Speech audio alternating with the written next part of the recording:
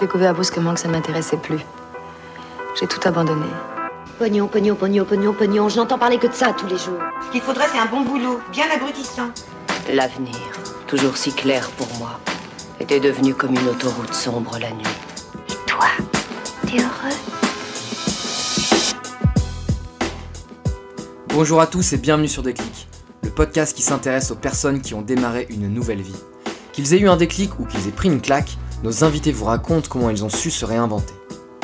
Aujourd'hui, j'accueille Vincent Dupin. Vincent est le fondateur d'Into the Tribe, une start-up qui organise des séminaires de digital detox, où le but est de se déconnecter de la technologie grâce à l'immersion dans certaines activités. On parle du lancement de sa société, de la productivité au sein des entreprises et de l'impact des réseaux sociaux sur notre bien-être. Vincent nous donne d'ailleurs quelques analyses et quelques conseils pour rester concentré au quotidien et éviter de tomber dans le piège de l'hyperconnexion. J'espère que cet épisode vous plaira. Pour me soutenir, c'est très simple, il vous suffit de vous abonner au podcast, soit sur iTunes pour les iPhones ou sur Podcast Addict depuis un téléphone Android, et d'y mettre une note, 5 étoiles de préférence, pour que d'autres personnes puissent le découvrir. Vous pouvez aussi vous abonner sur SoundCloud et rejoindre mon chatbot pour recevoir les épisodes, les photos et autres anecdotes sur mes invités directement sur Messenger. Bonne écoute! Eh bien bonjour à tous, aujourd'hui je suis avec Vincent Dupin. Salut Vincent. Salut Théo, ça va? Ça va nickel et toi? Ouais, très bien, très bien. Écoute, je suis vraiment heureux de t'accueillir aujourd'hui pour que tu nous parles un petit peu de Digital Detox. Alors t'as monté ta boîte il y a un petit peu plus de 3 ans, ça s'appelle Into the Tribe. Je voudrais que tu nous en dises un petit peu plus. Alors en fait, Into the Tribe, c'est l'agence spécialisée dans les séminaires et les formations Digital Detox. Donc on propose à la fois des séminaires pour les collaborateurs des entreprises pour qu'ils puissent partir plusieurs jours de manière totalement déconnectée. Donc ce qu'on fait, c'est qu'en fait on installe une application sur le téléphone des participants et cette application, eh bien, elle va tout couper sur les téléphones sauf les appels. Donc ils n'auront aucun accès à Internet, aux notifications, aux emails, etc. Et à côté de ça, on fait aussi des formations et des ateliers pour aider ces collaborateurs des entreprises à adopter des usages numériques plus équilibrés. Donc on fait un peu de sensibilisation sur les risques psychosociaux qui sont liés à l'hyperconnexion et à côté de ça on leur donne des techniques, des outils, des solutions pour qu'ils puissent avoir des usages numériques plus sains, quoi. C'est des voyages de combien de temps? Alors les voyages en fait sont totalement faits sur mesure, donc chaque client a des envies différentes, mais globalement en général c'est 2-3 jours, ça peut être une journée ou une semaine, mais la majorité c'est plutôt 2-3 jours. Et les gens, ils ressortent comment de ces stages en général? Est-ce que ils ont eu vachement de mal à se déconnecter de la technologie ou au contraire, c'est vraiment une prise de conscience pour eux? Alors les retours sont très positifs. La plupart d'entre eux nous disent qu'ils se sentent beaucoup plus détendus, beaucoup moins stressés après ces quelques jours sans Internet. Il y en a certains qui peuvent se sentir un petit peu tendus et qui ont des appréhensions au début du séminaire. Mais en fait, au bout de quelques heures, ils s'aperçoivent qu'ils n'ont pas forcément de manque ou besoin de retrouver leurs applications, leurs emails. Si tu veux, en fait, nous, on s'occupe chez Into the Tribe de tout bien organiser pour que justement il n'y ait pas de manque ou de mauvaises impressions. On propose des activités de team building, on propose des soirées. Les participants sont tout le temps en interaction avec leurs collègues, ce qui fait qu'ils n'ont pas le temps de s'ennuyer et pas le temps de penser aux réseaux sociaux ou à Internet. Pourquoi c'est important pour toi de reconnecter les gens comme ça, du moins en face à face?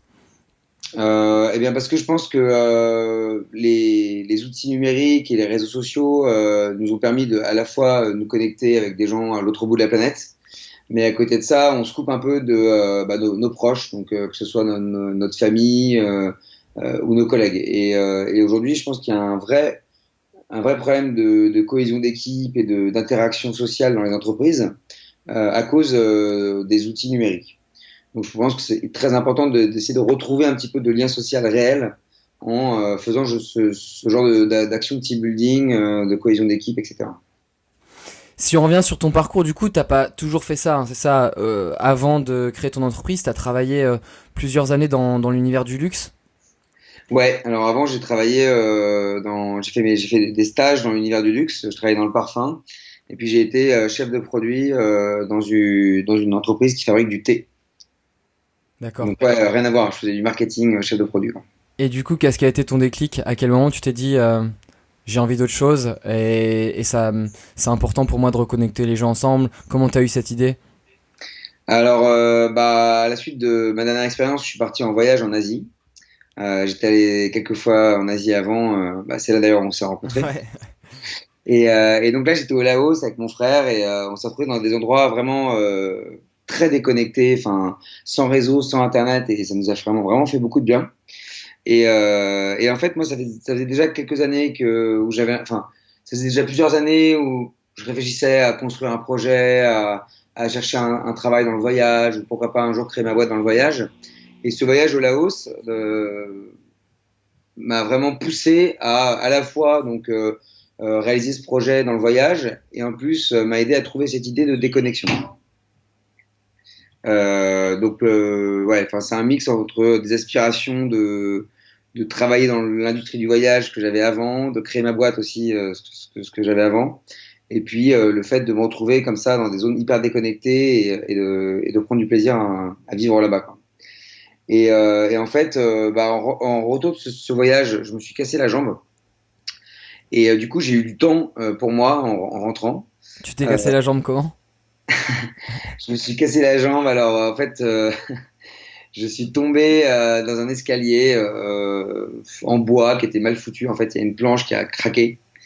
Et du coup, je me suis cassé la cheville, quoi. C'était au Laos ou c'était Ouais, c'était au Laos, ouais. C'était au Laos. Du coup, je me suis retrouvé immobilisé au Laos, donc sans internet, sans connexion et sans pouvoir marcher. Donc, avec encore plus de temps pour réfléchir. Et quand je suis rentré à Paris après ce voyage-là, je me suis décidé à me lancer. Et donc, j'ai commencé à chercher des projets de voyage qui existaient déjà. J'ai fait une étude de marché, voir qu'est-ce qui pouvait marcher. Et en fait, l'un des projets qui m'a séduit, c'était justement d'organiser des voyages digital detox. J'ai vu que ça marchait bien aux États-Unis. C'était un marché porteur et je trouvais que ça allait vraiment bien avec mes convictions de vouloir déconnecter, prendre du recul, sortir un peu de ce monde hyper connecté. Et comment t'es passé du coup de cette idée, du concept à l'application? Est-ce que, je t'ai pas posé la question, mais est-ce que tu t'es associé avec quelqu'un? Est-ce que t'as lancé ça tout seul? Alors non, j'ai lancé ça tout seul, bien sûr avec le soutien de ma famille, de ma copine et puis de mes amis. Qui m'ont beaucoup aidé au démarrage et pendant quasiment 2 ans j'étais tout seul et maintenant on est 3 dans l'équipe et donc comment ça m'est venu, les premiers mois étaient assez difficiles parce qu'au début forcément tu essaies de suivre un peu le schéma classique de l'entrepreneuriat, donc faire une étude de marché, faire un business plan, essayer de voir si on peut trouver des fonds, etc. Donc ça m'a pris peut-être 6 mois à peu près, 6-7 mois avant de lancer mon site internet. Du coup, est-ce que ça aboutit par exemple? Est-ce que t'as levé des fonds justement? Non, j'ai pas levé de fonds du coup, parce que en fait, je me suis aperçu que j'avais pas besoin de beaucoup de financement, puisque j'avais un projet de service, donc avec très peu d'actifs et très peu d'immobilisation. J'avais juste besoin de 10 000 euros pour démarrer, et avec ces 10 000 euros là, ça me suffisait pour couvrir les frais de la première année, et puis après j'ai autofinancé l'entreprise grâce aux ventes des voyages. C'est-à-dire que tu récoltes l'argent avant de prendre le voyage, enfin en tout cas t'as un devis qui est fait par l'entreprise, donc en fait tu te retrouves jamais dans le rouge. Exactement, en fait j'ai la chance d'avoir un métier où je paye mes fournisseurs après que mes clients m'aient payé, donc du coup j'ai jamais de décalage de trésorerie. Ok, donc du coup 6 mois de préparation, et après les différentes étapes, comment tu prospectes, comment ça s'est passé? J'ai envie de dire, la prospection, c'est un peu le nerf de la guerre et c'est un peu ce qui est le plus difficile dans l'entrepreneuriat, enfin, à mon avis, hein. Et pourtant, moi, j'avais fait une école de commerce, j'avais travaillé avant dans des stages où j'étais en marketing, je faisais beaucoup de commerce aussi. Et ça a été le plus dur de se faire connaître. Donc, j'ai fait pas mal de relations presse. Alors, au début, mon business model, c'était de vendre des voyages pour les particuliers. Donc, c'était des séjours de 20 personnes où j'emmenais une vingtaine de personnes qui se connaissaient pas, se déconnecter en Grèce, au Portugal, en France, en Espagne, etc. Donc ça, c'était le modèle de la première année d'activité, qui m'a permis en fait, déjà de me faire connaître. C'est que les médias ont été très friands de mon modèle économique, de de l'ADN de ma boîte qui est vraiment basé sur la déconnexion, etc. Donc j'ai eu pas mal de relations presse. Ouais, j'ai vu ça. Il y a pas mal de vidéos YouTube. T'as fait une TEDx aussi? Alors voilà, ouais, j'ai fait une TEDx, j'ai passé sur pas mal de chaînes comme Arte, BFM Business, etc.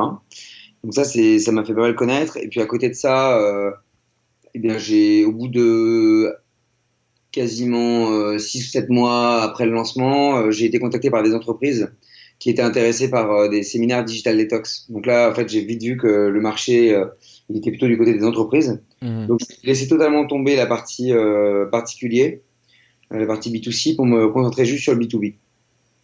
Et là, bah voilà, après, j'ai utilisé pas mal de canaux de prospection. J'ai participé à des after-work, à des salons. Je suis régulièrement intervenant dans des salons. Je fais du référencement et puis la prospection commerciale, quoi. Et là, en fait, voilà, ça fait quasiment 2 ans et demi que j'ai lancé le site. Donc c'est plutôt bien. Ça marche plutôt bien. Et tu parlais tout à l'heure des voyages, mais aussi de venir dans les entreprises pour des sortes de séminaires. Ouais, alors en fait, il y a vraiment 2 activités bien distinctes. Il y a les séminaires un peu team building, où là, c'est vraiment des séjours que je construis pour chaque client.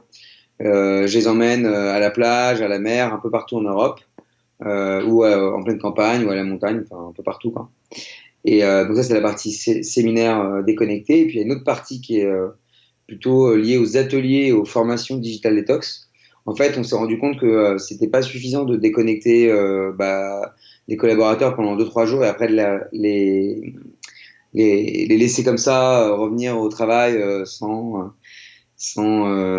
solution ou technique pour être un peu mieux connecté dans la vie de tous les jours. Du coup, on s'est dit, on va faire des formations, on va faire des ateliers pour les aider justement à avoir des usages numériques plus équilibrés dans leur travail et dans leur vie perso.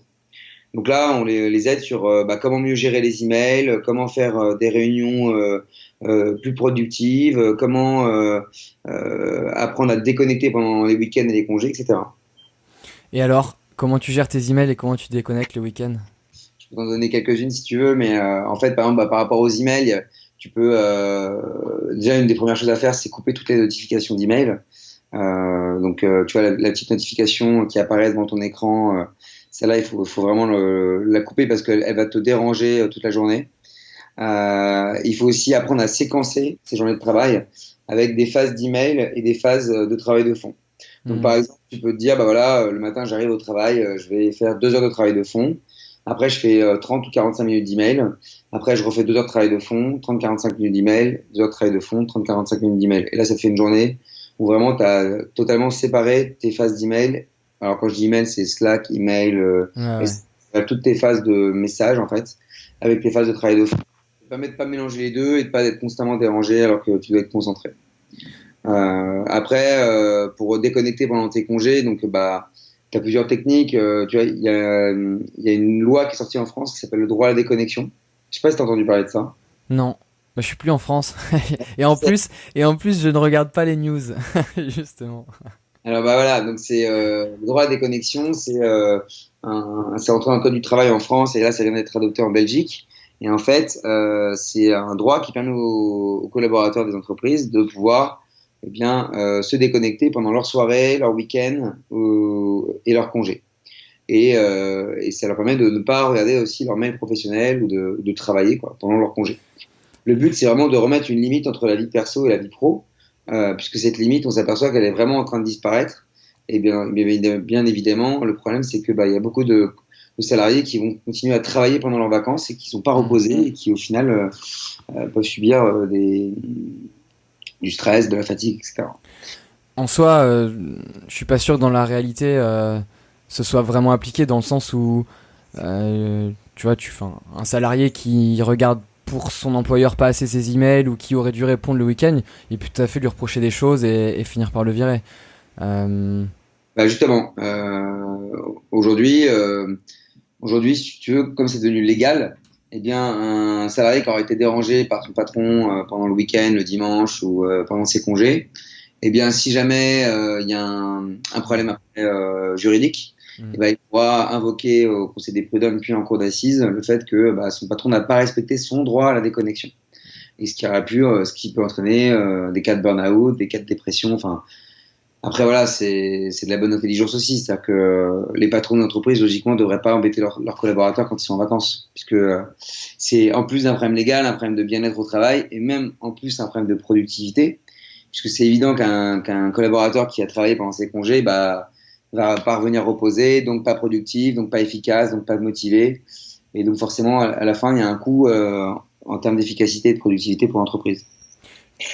C'est intéressant que tu parles de productivité et tout à l'heure tu disais que c'était important de séquencer les moments dans la journée où tu checkes tes emails, où tu checkes Slack ou n'importe quel outil de communication. Et c'est vrai que moi je l'ai ressenti pendant très longtemps, le fait de recevoir. Et d'ailleurs les meetings c'est la même chose, hein. Les meetings des fois t'en as 6 dans la journée et on vient t'appeler, on te dit il faut partir en meeting alors que t'es concentré sur une tâche. Et en fait après tu remets 15-20 minutes pour te reconcentrer vraiment pleinement sur la tâche. Et moi je me sentais, il y a des journées où je me sentais absolument improductif parce que j'étais coupé toute la journée comme ça. Et là je vais me mettre à travailler tout seul et ça va être d'autant plus compliqué. Alors j'ai déjà désactivé, moi j'ai aucune notification, ça fait râler ma copine et ma famille, mais pour le coup Je te conseille ce bouquin. Alors Ça s'appelle La 25e heure. D'accord. Je sais pas si je peux faire de la pub ou pas, mais en tout cas, vas-y. c'est un bouquin justement qui va te permettre de travailler sur ta productivité. Et globalement, c'est plein d'entrepreneurs qui ont donné des idées à trois autres entrepreneurs qui ont écrit ce livre. Et justement, tu vas trouver dans ce bouquin énormément d'astuces, de techniques et d'outils qui vont te permettre d'augmenter ta productivité dans la journée. D'accord, ok. T'as un outil par exemple que toi tu utilises ? Pour les mails, tu peux utiliser Inbox Pause.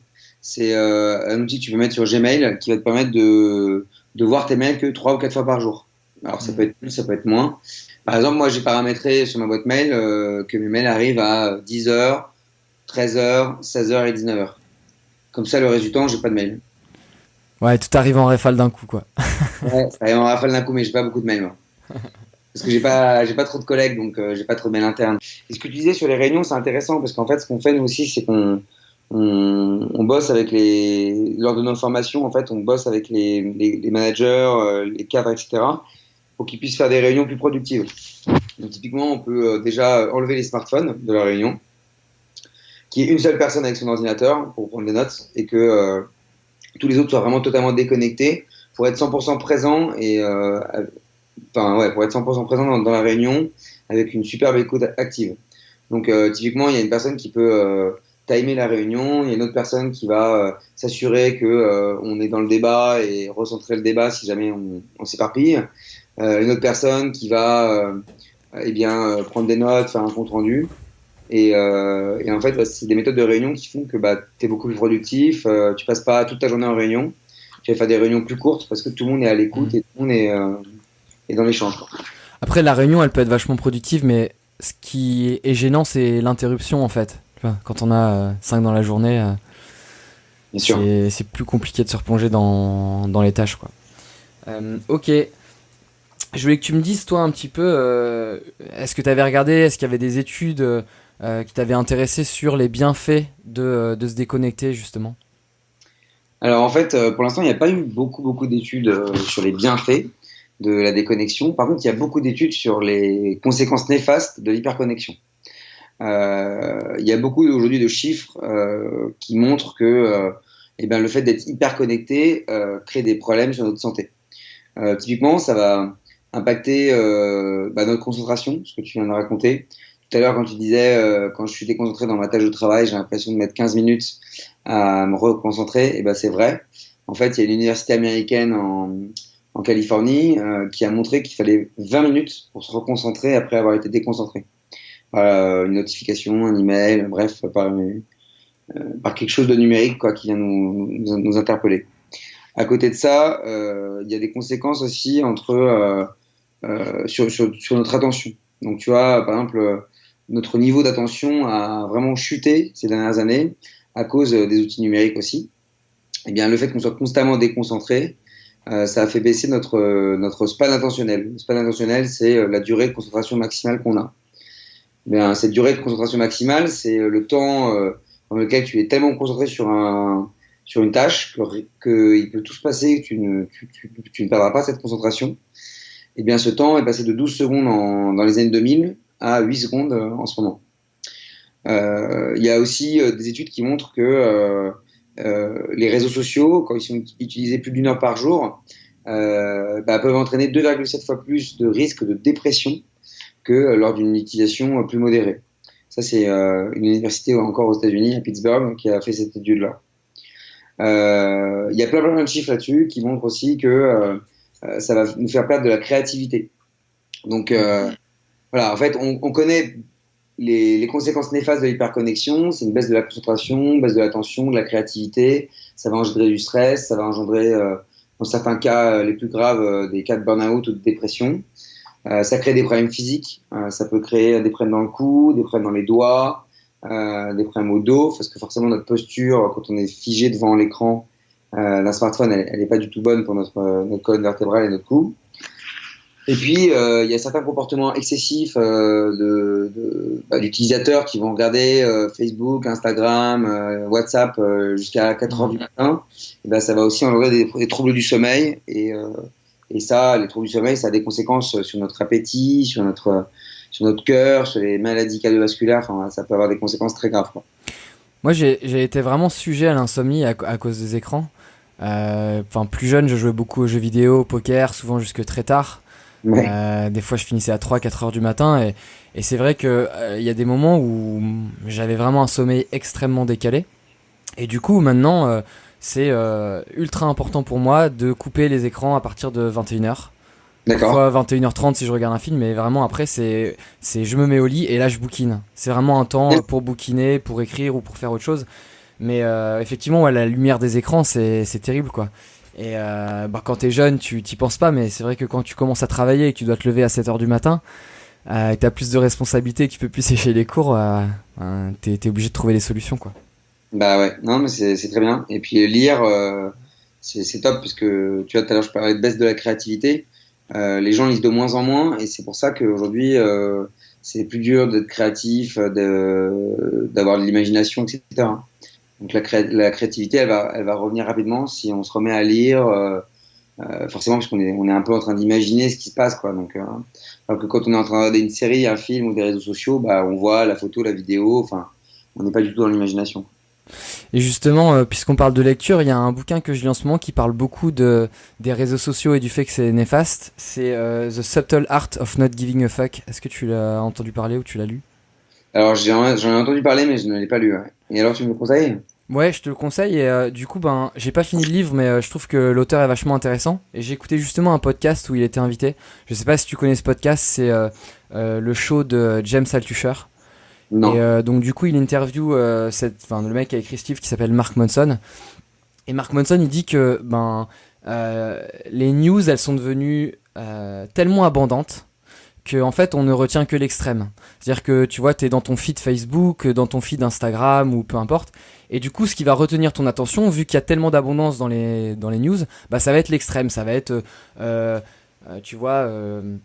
l'événement le plus tragique, ou la vidéo la plus drôle si on est dans quelque chose de positif, ou la news la plus énervante, par exemple je parle de l'élection de Trump, ce genre de choses. Et du coup ça crée une sorte de distorsion de la norme, puisqu'en fait t'as l'impression que ce qui arrive dans ton feed, ce qui arrive dans l'actualité, c'est terrible. Et c'est pour ça qu'il dit que lui il regarde plus les news du tout. Et alors qu'en fait le monde aujourd'hui il va bien mieux qu'il y a 50, 200 ans, etc., quoi. On a l'impression qu'il y a de plus en plus d'attaques terroristes ou des choses comme ça, que le monde, il y a de plus en plus de problèmes, et au final si tu regardes les statistiques, c'est pas vrai. Et cette distorsion de la norme, elle peut être ramenée aux réseaux sociaux aussi. Enfin, moi je regarde Instagram, quand tu ouvres ton feed Instagram, tu vois Machine qui a perdu 15 kilos et qui est super bien gaulé, tu vois un tel qui a créé une app et qui est ultra successful, et en fait il y a vraiment une distorsion de la norme. Tu vois pas tous les gens comme toi qui sont normaux. Bien sûr. Alors ce que tu dis avec les réseaux sociaux, c'est très vrai. C'est-à-dire que on a un petit peu une identité virtuelle qui peut être dissociée de l'identité réelle. Et tu as raison. On peut voir des amis ou même juste des connaissances qui sont à l'autre bout du monde et qui ont l'air d'avoir une vie magnifique. Alors bien sûr, ils vont poster que les moments magnifiques qu'ils vont vivre. Exactement, ouais. Pas poster des photos d'eux en robe de chambre le soir devant leur pâte bolognaise. Donc forcément, il y a un écart entre la vie réelle et la vie qu'on a envie de poster en ligne. Et le problème, c'est que ça peut créer chez certains des problèmes un peu d'égocentrisme, de narcissisme, voire un peu des états dépressifs. Parce qu'en fait, quand tu postes sur Internet, sur les réseaux sociaux, plein de moments successful de toi ou des moments géniaux de toi, eh bien, ça va parce que tout le monde va liker, tout le monde va commenter, etc. Sauf que le jour où tu postes quelque chose et que plus personne ne like, plus personne ne commente, eh bien, tu peux te sentir un peu déprimé parce que tu te dis, bah voilà, je suis un peu mis à l'écart, etc. Ouais, tu recherches un petit peu l'approbation au final. Quelque part, c'est ça, quoi. Tu postes quelque chose et si personne ne réagit, t'as l'impression que les autres ont une vie plus palpitante que la tienne ou que ta vie intéresse plus personne, quoi. Voilà, c'est ça. Et après, quand tu parlais des histoires des problèmes de l'information, c'est que c'est vrai qu'aujourd'hui, un des grands bénéfices d'Internet, c'est le fait qu'on puisse avoir de l'information partout dans le monde, rapidement. Donc ça, c'est super, parce que ça nous permet de vraiment trouver de l'information sur tous les sujets qui nous intéressent. Mais à côté de ça, on reçoit beaucoup trop d'informations. Et forcément, les médias, eux, en plus, choisissent les informations les plus terribles, les plus graves, pour essayer de vendre leur papier ou leur publicité, etc. Donc c'est pour ça qu'on est confronté quotidiennement à des mauvaises news, quoi. Et là, pour revenir aux usages numériques, il n'y a rien de pire que de se lever le matin et de commencer à regarder une appli de news parce que forcément, on se lève du mauvais pied en étant bombardé directement d'informations tristes, quoi. Moi, j'ai vraiment fait abstraction des news. Bon, à la base, ça m'intéressait pas beaucoup, mais effectivement, je ressentais que parfois ça pouvait avoir un impact sur mon moral, quoi, carrément. Ah oui, c'est clair. Mais tu vois, c'est intéressant ce que tu dis, parce que moi, c'est un peu pareil. C'est que avant, j'essaie de vraiment toujours me tenir très au courant des actualités, etc. Je prenais peut-être une demi-heure par jour, voire plus. Et aujourd'hui, je préfère acheter un mensuel ou un hebdomadaire du style Courrier International que je vais lire peut-être une demi-heure par semaine. Et ça me suffit largement pour être informé. Et j'ai pas besoin d'avoir de l'information continue ou une application qui va me pusher des news tristes. Voilà, c'est ça que ça sert à rien, quoi. C'est pas utile. Et du coup, le fait de t'être concentré sur la digital detox depuis 3 ans et demi, est-ce que si tu comparais ta vie d'avant, est-ce que tu vois une grosse différence? Alors, pas sur le fait que tu entreprennes, parce qu'effectivement, moi, je me doute que ta vie, elle a changé depuis que tu n'as plus de patron, mais dans ton quotidien, vraiment dans ton quotidien personnel. Alors déjà, moi, avant, j'étais pas du tout... j'étais pas quelqu'un de très connecté, dans le sens où j'ai eu mon premier smartphone quand j'ai démarré cette boîte. Ça, c'est assez drôle, d'ailleurs. C'est parce que, en fait... Tu faisais comment avant, tu te souviens? J'avais un téléphone qui n'avait pas Internet. D'accord. J'avais des téléphones pourris qui n'avaient pas Internet et je vivais très bien, hein, avec. Bon, alors c'était en 2015. Parfois, je me paumais un peu dans la rue quand je cherchais une adresse. J'appelais tous mes potes avant les soirées pour avoir le code et tout. Mais globalement, ça me posait pas du tout de problème de pas être connecté quand j'étais mobile. Alors, je vais pas dire qu'à côté de ça, quand j'étais au travail ou chez moi, bien sûr, j'utilisais Internet sur mon ordinateur. Mais au moins, quand j'étais mobile, je n'avais pas Internet. Donc déjà, j'ai des habitudes. J'ai pris l'habitude très tôt de ne pas me connecter quand je suis mobile et de ne pas me connecter quand je suis en société.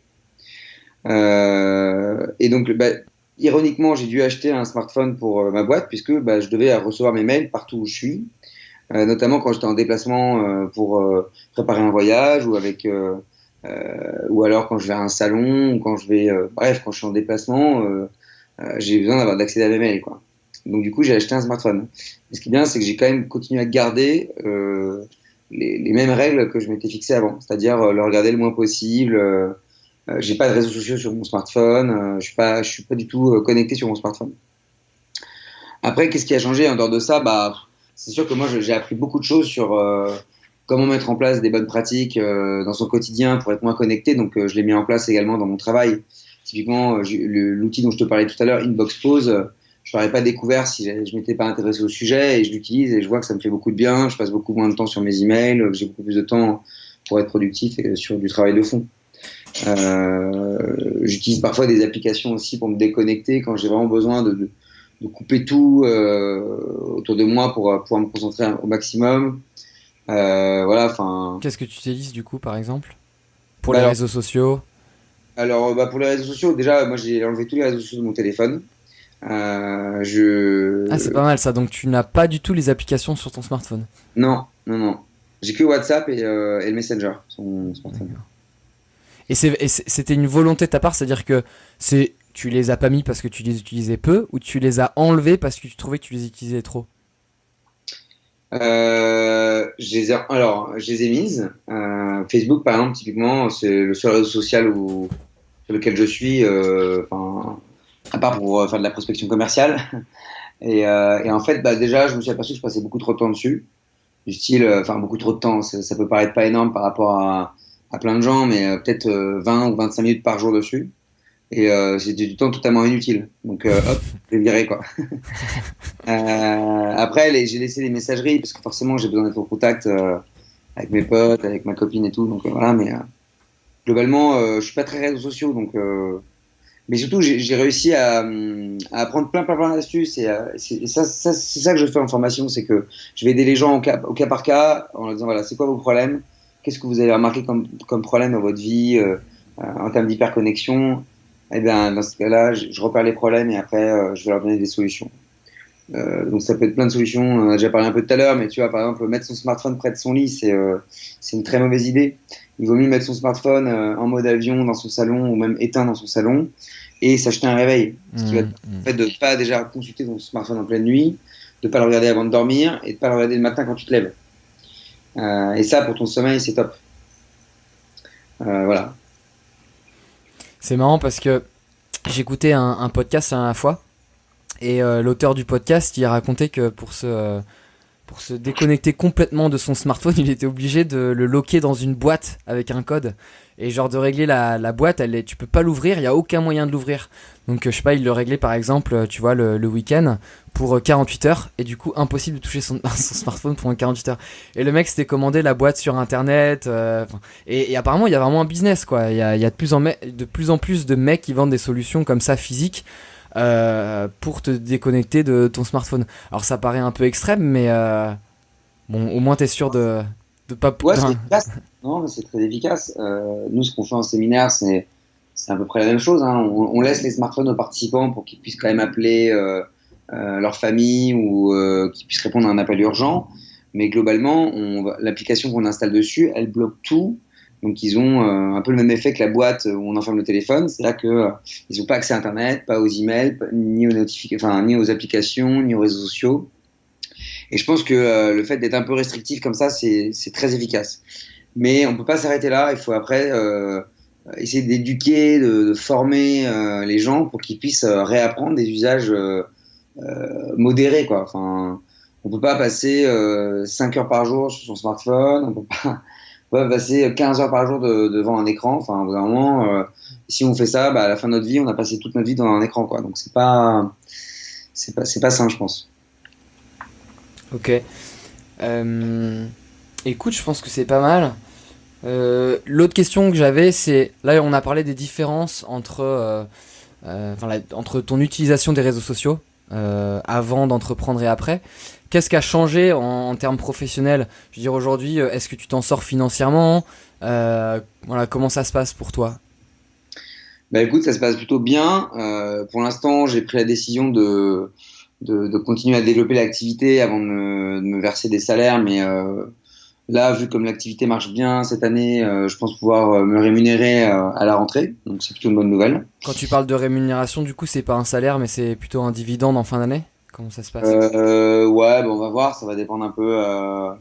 Ça va dépendre de l'activité. Mais là, il y a un super beau premier semestre de 2018. Donc on va voir. Pour l'instant, c'est vrai que tout ce que je gagnais, je le réinvestissais pour grossir, etc. Mais bon, là, ça va bientôt faire 3 ans, donc c'est quand même important que je puisse en vivre et ça l'a bien parti. Donc c'est cool. Après, là, je suis aussi hyper content d'avoir pu agrandir mon équipe et trouver des personnes qui seront potentiellement mes associés prochainement. Je suis assez ravi de pouvoir de plus être seul et pouvoir surtout échanger, brainstormer avec des gens très qualifiés. Je pense notamment à Thibaut qui a rejoint l'équipe il y a 9 mois et qui lui est chercheur en neurosciences et qui étudie de près justement les phénomènes entre l'hyperconnexion et le cerveau. Donc c'est bien, c'est que ça a permis d'apporter une grosse casquette scientifique et recherche chez Into the Tribe, donc ça c'est top. Et puis Maud, qui elle apporte son expertise en marketing et en tant que formatrice, puisqu'elle a déjà pas mal d'années de formation, de formation en tant que formatrice à son compteur, et qui apporte une belle expertise métier. Donc je suis assez content de ça. Après, moi je suis hyper ravi de l'expérience entrepreneuriale. Enfin, je la conseille à tout le monde. C'est sûr que pour démarrer, il faut quand même avoir un soutien familial, un soutien de ses proches. Et je pense quand même un peu quelques réserves financières, mais une fois qu'on a ça, toutes les idées sont bonnes et faut pas hésiter à se lancer, quoi. Enfin, ça vaut le coup. L'aventure est vraiment très belle, quoi. Et là, c'est une question un peu plus personnelle, mais comment t'arrivais à te motiver? J'ai l'impression que quand tu lances quelque chose from scratch, ou vraiment où il y a tout à créer, il y a tellement de choses à faire et c'est des choses qui sont extrêmement variées, toutes très différentes.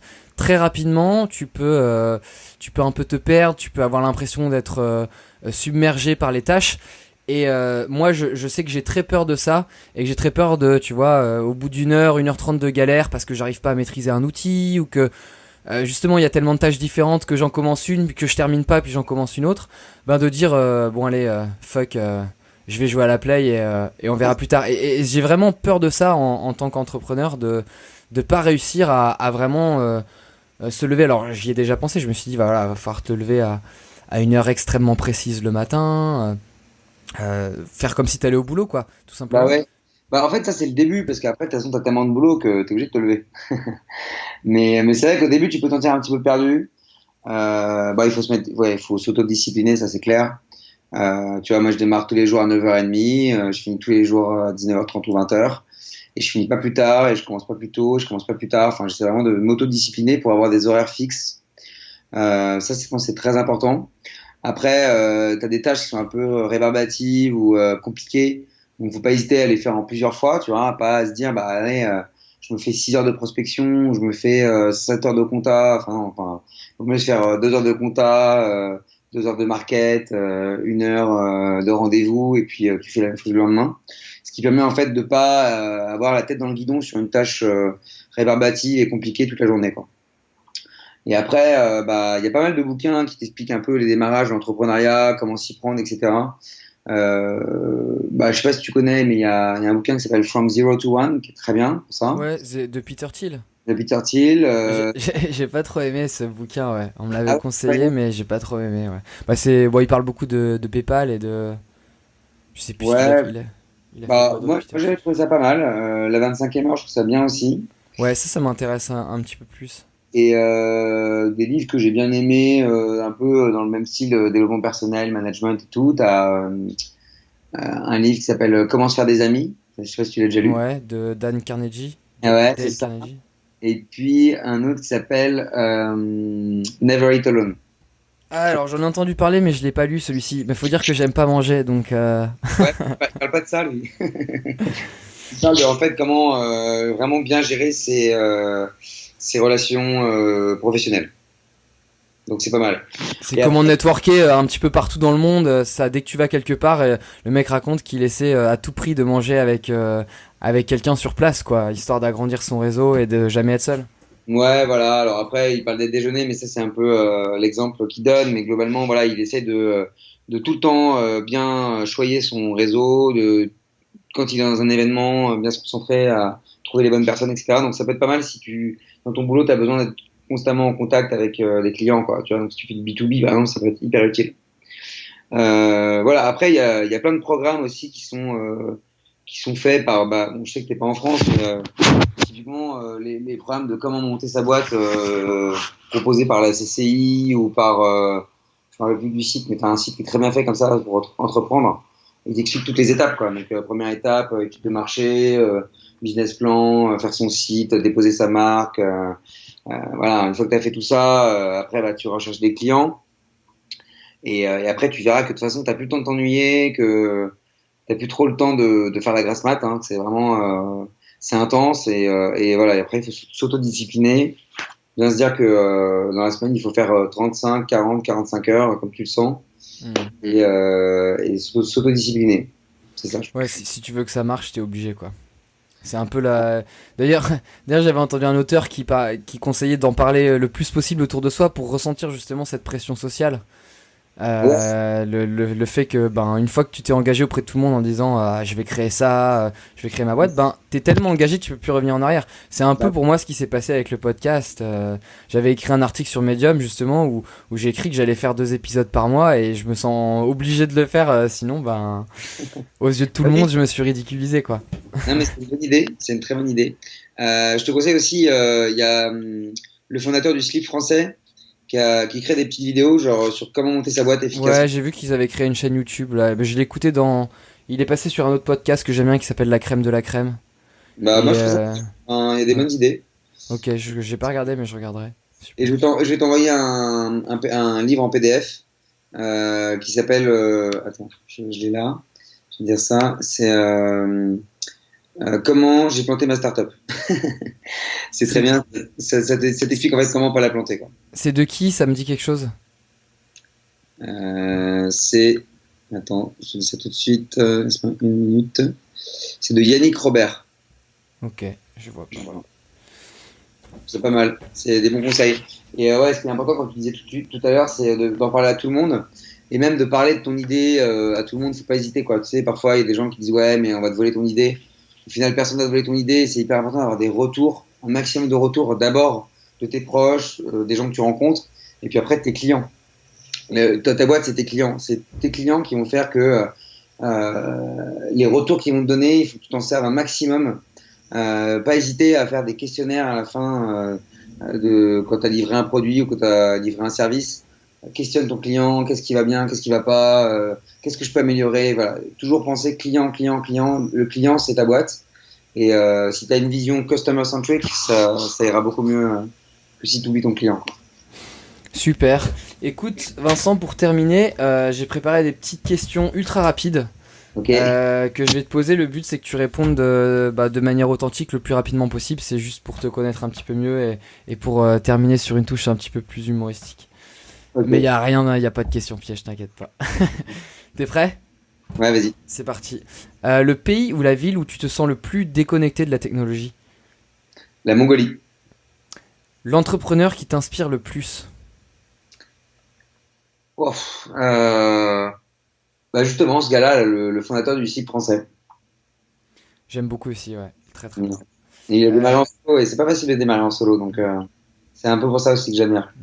Une activité qui te permet vraiment de déconnecter? Nager. Un livre, un film ou une série qui t'a chamboulé? Black Mirror. J'ai pas tout regardé. Qu'est-ce qui pourrait arriver de plus mal si jamais on freine pas un peu Là, pour le coup, c'est vrai qu'avec la technologie, on est en plein dedans, quoi. Ouais. Bon, après, c'est mais espérons que ça ne sera jamais réel, quoi. Un trait de personnalité que tu changerais? Mon anxiété. Ça aussi, on est dans l'air du temps, là, avec les réseaux sociaux. Non, mais c'est vrai que ça crée du stress, de l'anxiété, c'est sûr, hein. Mais bon, après ça, je commence à travailler dessus. Tu vois, déjà, j'ai arrêté le café. C'est pas mal. Et puis, je travaille là-dessus, quoi. Mais bon. Tu médites un petit peu? Non, je médite pas, mais je devrais. Ouais. Je devrais, ouais. Franchement, j'ai ma soeur qui fait ça et c'est top. Elle est hyper heureuse, quoi. Tu fais ça, toi? Moi, je fais ça, ouais, tous les jours et je te conseille aussi. Et d'ailleurs, je conseille à tous les auditeurs. Moi, je le fais avec Headspace, donc une appli anglaise, mais il y a Petit Bambou en France, enfin en français. Et j'ai un pote ce week-end d'ailleurs qui m'a envoyé des séances gratuites. Je pourrais mettre le lien d'ailleurs pour ceux qui veulent. Et c'est de la méditation qui est faite, qui est dispensée par un psychiatre, donc quelqu'un qui s'est intéressé à la méditation de pleine conscience, mais qui a quand même un background de médecin et du coup c'est très très bien fait avec des PDF, c'est expliqué, tout est gratuit, donc je mettrai les ressources. Ah bah c'est top, ouais, clairement. Allez, je reprends. Ton prochain objectif dans la vie? Faire le tour du monde. Une bonne résolution que tu n'as jamais réussi à tenir? arrêter la cigarette. Et un conseil que tu aurais aimé qu'on te donne à l'école? Euh, Crois en toi, lance-toi, n'aie pas peur de sortir un peu des carcans et de ta zone de confort. Et c'est marrant parce qu'ils disent tout l'inverse. Ça, Ouais, c'est vraiment pour ça, ouais, c'est à l'école. Oh là là, faudra qu'on fasse un épisode sur l'éducation, mais c'est vrai que plus j'y repense et plus je me dis que t'es vraiment pas formaté ou encouragé à entreprendre, quoi. Au contraire, et d'ailleurs, t'es même pas encouragé à être créatif. Dès que tu sors un petit peu du lot, où t'es tout de suite mis à l'écart et tu feras rien de ta vie, quoi. C'est ouais, vraiment, non, c'est clair que l'école, pour ça, a beaucoup de boulot. Alors, c'est vrai que ça s'arrange un peu dans les écoles de commerce, où maintenant, tu as des masters entrepreneuriat et ça se développe de plus en plus. Mais ouais, il faut vraiment apprendre aux écoliers et puis aux étudiants à sortir un peu du cadre imposé, quoi. Mais bon, ça, Très je bien, Vincent. suis pas formé pour en parler plus que ça. Eh bien, merci beaucoup pour ton temps. Bah, merci à toi, Théo, et puis n'hésite pas, si tu as d'autres questions, à me le dire. Hein. Ouais, je mettrai tous les liens pour Into the Tribe. Je sais pas si tu veux dire un dernier mot à tous ceux que ça pourrait intéresser, même si je mettrai toutes les adresses dans les ressources. Bah, n'hésitez pas à tester l'aventure Digital Detox. Vous verrez que vous sortirez plus détendu, moins stressé. Ça vous fera du bien. Donc n'hésitez pas à tester l'expérience. Merci Vincent. Merci Théo, à À la bientôt. prochaine. Salut. Salut. Merci à tous d'avoir écouté l'épisode jusqu'au bout, j'espère vraiment que ça vous aura plu. Surtout, n'hésitez pas à me contacter pour me dire ce que vous en avez pensé. Pour recevoir les prochains épisodes, c'est très simple. Vous pouvez vous abonner sur iTunes ou sur SoundCloud, ou encore cliquer sur le lien qui est dans la description pour rejoindre mon chatbot. A bientôt!